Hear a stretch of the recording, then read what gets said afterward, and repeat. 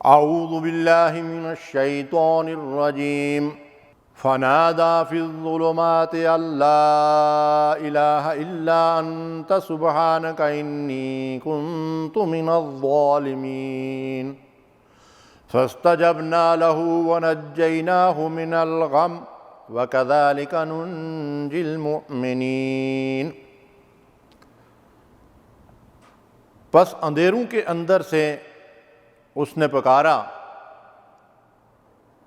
اللہ تیرے سوا کوئی الہ اور معبود نہیں، تو ہی عبادت کے لائق ہے، تیری ذات پاک ہے، بے شک میں نے ہی اپنے اوپر ظلم کیا ہے اور میں ہی خود ہی ظالم ہوں۔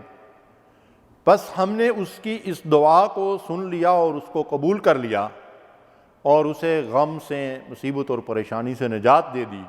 ہم اسی طرح مومنین کی مشکلات کو آسان کر دیتے ہیں اور ان کو پریشانیوں سے نجات دے دیتے ہیں۔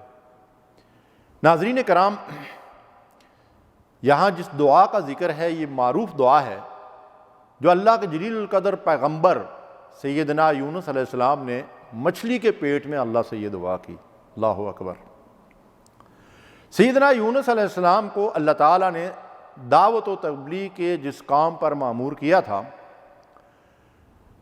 اپنی قوم کو وہ اللہ کی طرف بلاتے رہے، اور جب وہ اس قوم سے کسی حد تک مایوس ہو گئے تو انہوں نے اللہ کے اذن اور اجازت کے بغیر قوم کو یہ دھمکی دے دی کہ اب تمہارے اوپر اللہ کا عذاب آنے والا ہے، اور اللہ کی اجازت کے بغیر قوم کو چھوڑ کر چلے گئے۔ اس کے نتیجے میں یہ ہوا کہ اس قوم نے اللہ سے اجتماعی طور پر استغفار کیا، معافی مانگی، تو اللہ تعالیٰ نے ان کے استغفار کو اور توبہ کو قبول کر لیا، اور سیدنا یونس علیہ السلام کو اللہ تعالیٰ نے ایک آزمائش میں ڈال دیا۔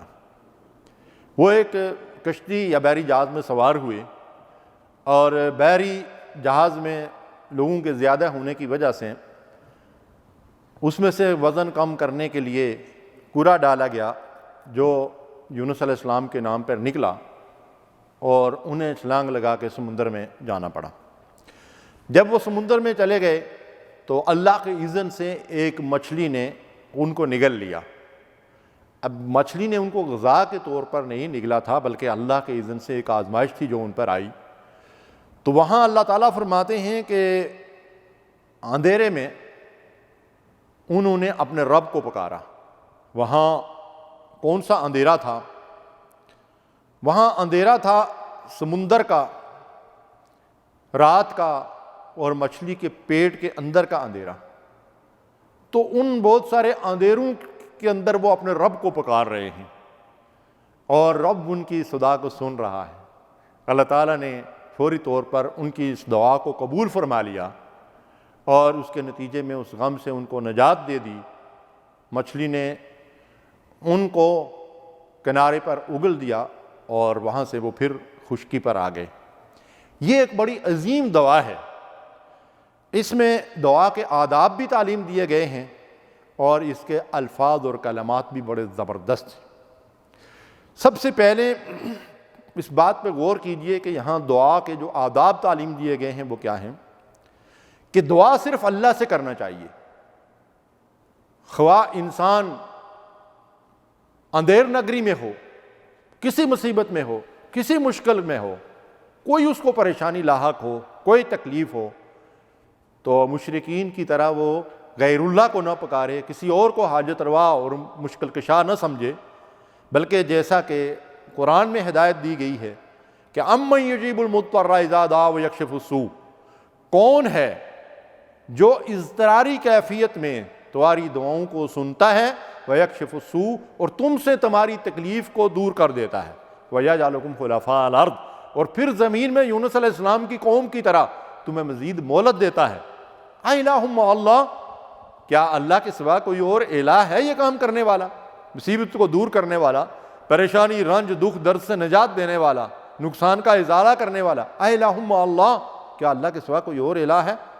قلیلا ما تذکرون، انسانوں تم اس نصیحت پر کم ہی کان دھرتے ہو، تم اس سے کم ہی لوگ نصیحت حاصل کرتے ہو، اور تم اللہ کو چھوڑ کر ان بے اختیار ہستیوں کو پکارتے ہو جو تمہارے نفع نقصان کا کوئی اختیار نہیں رکھتے۔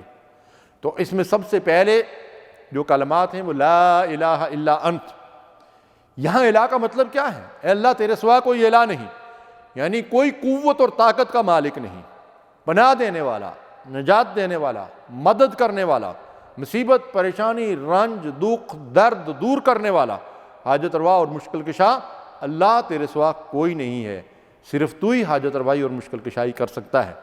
پھر ہم کہتے ہیں سبحانک، تو پاک ہے، تیری ذات پاک ہے، یعنی ہر نقص اور عیب سے بھی تو پاک ہے اور ہر کمزوری سے بھی یا اللہ تیری ذات پاک ہے۔ یعنی اللہ تبارک و تعالی جو چاہے کرتا ہے۔ سبحان الذی اسریٰ بعبدہ، پاک ہے وہ اللہ جو لے گیا اپنے بندے کو رات کے تھوڑے سے حصے میں مسجد حرام سے مسجد اقصیٰ تک اور پھر وہاں سے عرش تک۔ سبحان اللہ، تو اللہ ہر عیب اور ہر کمزوری اور ہر نقص سے پاک ہے، اور کائنات کی ہر شے وَإِن مِّن شَيْءٍ إِلَّا يُسَبِّحُ بِحَمْدِهِ اللہ کی تسبیح کر رہی ہے، اس کی حمد و ثنا کر رہی ہے۔ تو ہم کہتے ہیں لا الہ الا انت سبحانک، تیری ذات پاک ہے، یعنی لا حول ولا قوت الا باللہ، تیرے سوا کوئی مشکل سے نجات دینے والا نہیں، کوئی نفع کا مالک نہیں، کوئی نقصان کا مالک نہیں، سب کچھ میرے رب تیرے اختیار میں ہے۔ انی کنت من الظالمین، بے شک میں ہی ظالم ہوں، میں نے ہی زیادتی کی ہے، میں نے ہی گناہ کیا ہے، میں نے ہی غلطی کی ہے۔ تو اس کا مطلب یہ ہے کہ ہم اپنی غلطی کا اعتراف کریں، اللہ تعالیٰ کی حمد و ثنا کریں، اس کی تعریف کریں، اپنی غلطی پر اپنے گناہ کا اعتراف کر کے اللہ تعالیٰ کے سامنے گڑ گڑائیں، معافی مانگیں، التجا کریں اور اس رب سے عافیت طلب کریں، تو اس کے نتیجے میں اللہ تعالیٰ غلطیاں بڑی بڑی غلطیاں معاف کر دیتے ہیں۔ سیدنا آدم علیہ السلام سے بھی غلطی سرزد ہوئی، آپ نے بھی اللہ تعالیٰ سے رجوع کیا، ربنا ظلمنا، اے ہمارے رب ہم نے ظلم کر لیا، انفسنا اپنی جانوں کے اوپر زیادتی کر لی، تیرے حکم کی خلاف ورزی کر دی، تو نے جس پھل سے منع کیا تھا ہم نے وہ پھل کھا لیا، ربنا ظلمنا انفسنا وَإِن لَّمْ تَغْفِرْ لَنَا وَتَرْحَمْنَا لَنَكُونَنَّ مِنَ الْخَاسِرِينَ، اگر تو نے ہم پر رحم نہ کیا، ہماری غلطی معاف نہ کی، تو ہم تو خسارے میں پڑ جائیں گے، نقصان اٹھانے والوں میں شامل ہو جائیں گے۔ یہ ایک عظیم دعا ہے جس کا ہمیں ہمیشہ ورد کرتے رہنا چاہیے۔ یہ انتہائی مشکلات سے نجات کے لیے ایک مجرب نسخہ ہے، اور نبی صلی اللہ علیہ وسلم نے فرمایا کہ جو شخص یہ دعا پڑھ کر اللہ تعالیٰ سے کوئی حاجت طلب کرے گا، اللہ اس کی حاجت کو پورا کر دے گا۔ وآخر دعوانا ان الحمد للہ رب العالمین۔